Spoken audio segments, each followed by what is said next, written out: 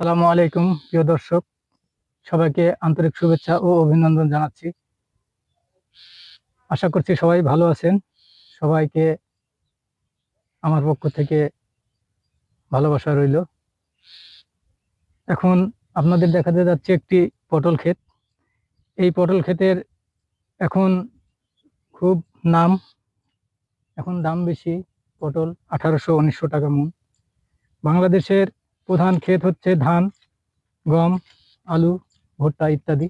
তার মধ্যে এখন বর্তমানে আমাদের এলাকাতে পান বরজের খুবই প্রচলন আছে। সেই জন্য এখন পান চাষে ঝুঁকি নিচ্ছে মানুষ বেশি। আপাতত কোনো লটকানি ফসল না করে এখন পানের দিকে সবাই ঝুঁকি নিচ্ছে। সেই জন্য পানের দাম কম। অতিরিক্ত ফলনের জন্য পান বাজারে বিক্রি হচ্ছে না। পানের মহামারী অবস্থা। তাই এখন এখানে কোনো লটকানি ফসলের চাহিদা নেই। সেই জন্য হাট বাজারে এখন বর্তমানে লটকানি আবাদেরই খুব দাম বেশি। পটল এখন 1800-1900 টাকা মন।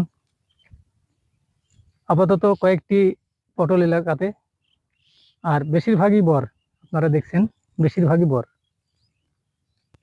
আশা করি সামনের দিকে বরেরও পানের দাম বাড়বে ইনশাল্লাহ, দোয়া করবেন।